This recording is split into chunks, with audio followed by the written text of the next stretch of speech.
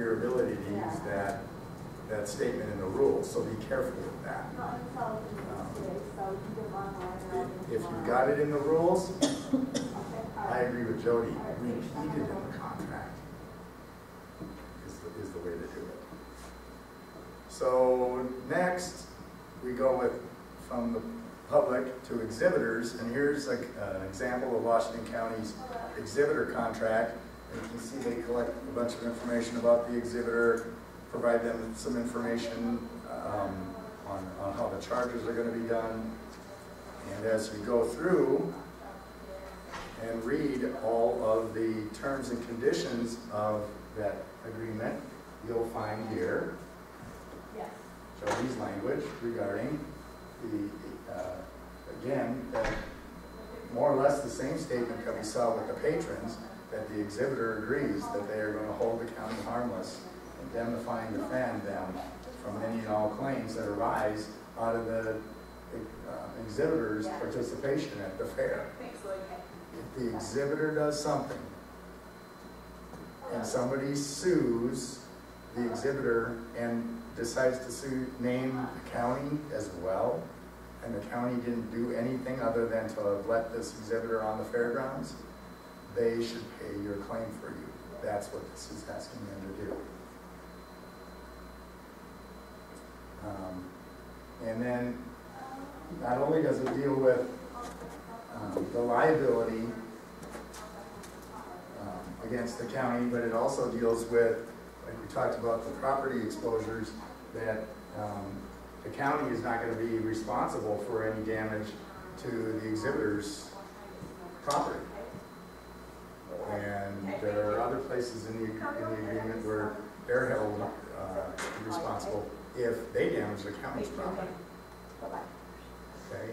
So from an exhibitor standpoint, somebody that's just simply coming onto the county fairgrounds to show off their quilt, to show off their livestock. Have we covered all the bases? We've taken care of the potential for loss of property. We've taken care of the potential,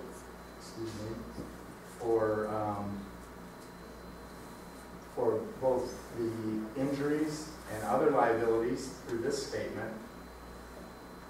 And we haven't dealt with the money risk, but I don't know that there would be a money risk here with an exhibitor.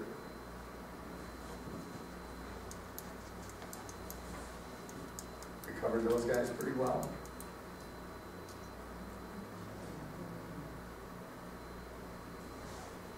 Should all counties be using the same verbiage? I mean, should we all be having the same, indemnification clause?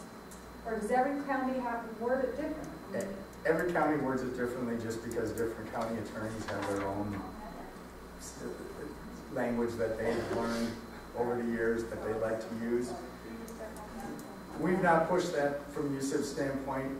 At the end of the day, if we see lawsuits where the courts are denying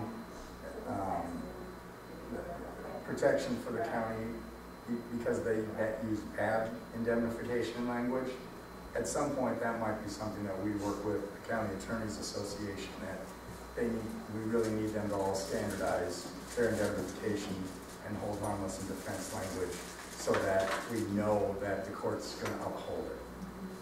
But I review those for the county attorneys that send it to me, and generally they're all using language that's acceptable to the courts, that yes, it's clear that you meant that they were going to pay your claim. I get really nervous when I see the old, where the Latin starts to creep in and all sorts of things. Some of the older language that the courts will say, the other party couldn't have been expected to understand what that meant. That's what you want to be shying away from.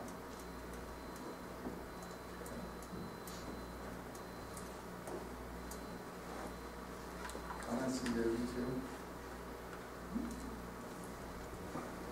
All of this was written for me. I just have to, so I can't take credit for it. And you were good, but I'll take credit for that. So we go to the next tier.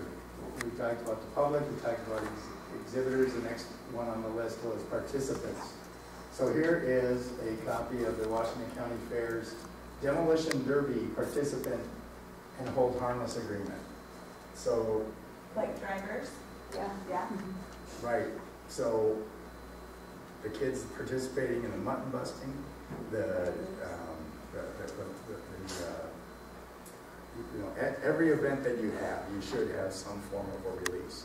Kids are a little more difficult because kids can't sign a release. Legally, they can't be held to that release of liability. That doesn't mean you don't still have a waiver for the parents.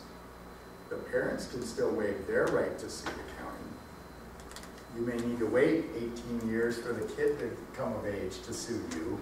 You can't do anything about that, but at least you can have the parents agree that they aren't going to sue for their own loss of,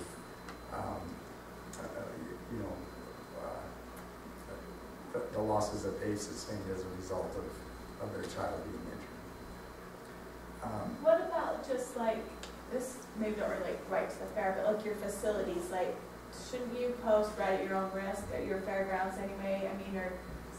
I mean, what's the liability there if you have a rider down there riding and gets hurt in your arena? It's not during the fair, but they pay a user fee to use their arena. I mean, what kind of sign should we have? I mean, I don't know, what do you do there? But you have them fill out an application form or something to allow them to come in and use the facility? We probably should have them go whatever right now. We put up just last year, in the code, I can't remember who gave it to me, but we just put the verbiage from the code just right on a sign and we Post posted it it in all the the way arenas. around the arena and in the sales barn. Okay. Yes. They're- But a waiver or something would be good when they pay their user fees the first year, huh?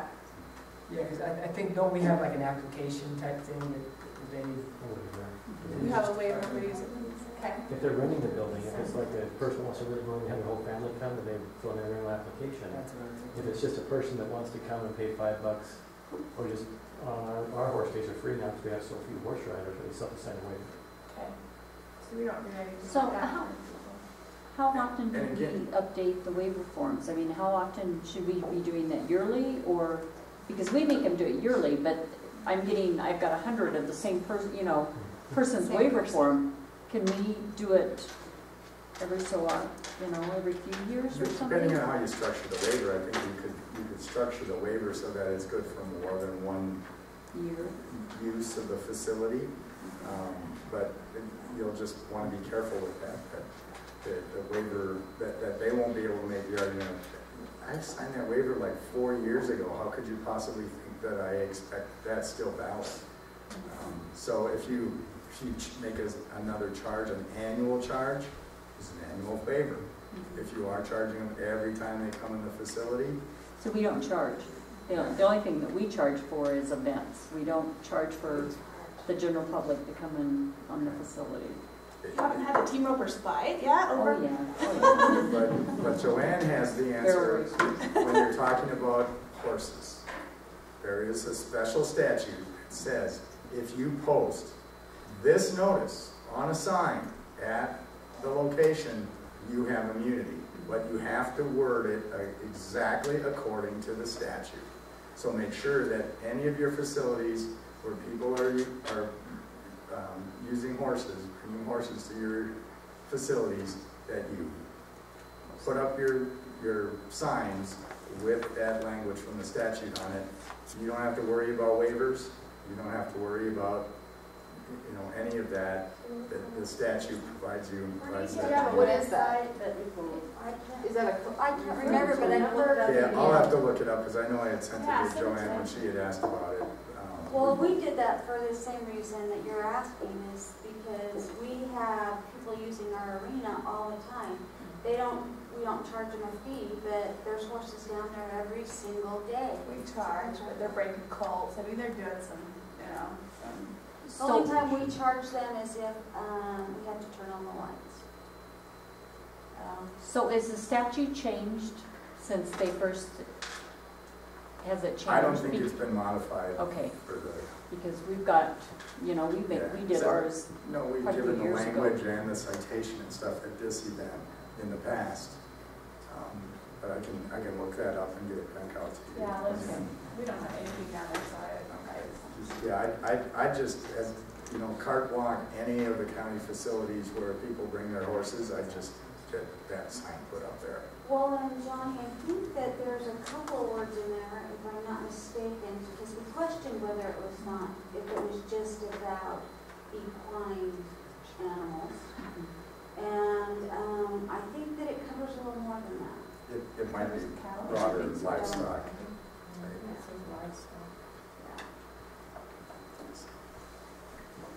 But that's a good question.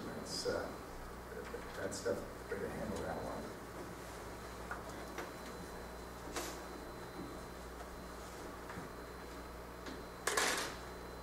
So again, participants have them waive any claims against the county. Even again, if the event manager's running the event, the search and rescue guys that are running the demolition derby, make sure that they are getting everyone to sign a waiver, because they'll probably, if they're a professional event manager, they're getting a waiver so that they can't sue them, the event manager. Make sure it also says that they can't sue the county as well as the event manager. Dave? So this is be a long question for Neil. This probably has, I don't know if this is a fair question to ask. But when you're doing something like that, let's go back to the rodeo guy. If we're changing our thinking and saying, you know, you're paying us for the privilege of coming here, but we'll run the ticket office, or we'll, in the demolition derby, we'll run the bleachers, you just run everything else. Is there a point where you're too commingled that now, hey, you know, that's just some wording in a contract. This is really, you really have run the event, and that guy just got to get a fee. Does that make sense? Can you include too much of your services in that agreement? Yeah, that probably definitely become a point where we are too intermixed. That's something we look at, till we have a clear separation as to what they're doing as far as managing and running the event, and what we're doing is just simply hosting or providing the facilities. Yeah, because like in any other area, you're gonna, again, you wanna identify what is the relationship, who's in control of what. In that situation, they're in control of the riders and the participants and stuff, but you're in charge of the crowd. So if somebody gets injured because there wasn't proper crowd control on the bleachers and people stampeded off the bleachers and got injured, why would the event manager have to pay that claim? That was your responsibility. You took responsibility for overseeing how the bleachers were going to be used. So in the agreement, you should agree to indemnify and defend the event manager for claims that arise out of what you're in control of. And that's why you'll see a lot of cross indemnification agreements back and forth. Lots of people like to use them in every event, but it depends on the relationship. If you start getting that more of a, they're not in charge, we're not in charge, we're kind of doing it together, that's fine. And you gotta let these guys know that so that they can spell that out in the agreement as far as we're gonna indemnify you for some things, you're gonna indemnify us for some things. And I think the key is making sure that what we're agreeing to indemnify them is limited specifically to what we've accepted responsibility for. A lot of times these entities that we contract with, they insist upon having an indemnity clause from us as well, but they want it to just be general, where they kind of cancel each other out. And so, as Dave knows, we've tried in most instances to take out any, we're just having them identify us, and we're not putting in that same clause, reciprocating it back, except for, there's a few exceptions where people really insist on it, and that's where we just need to be very clear that, okay, we'll indemnify you, but in the example we just talked about,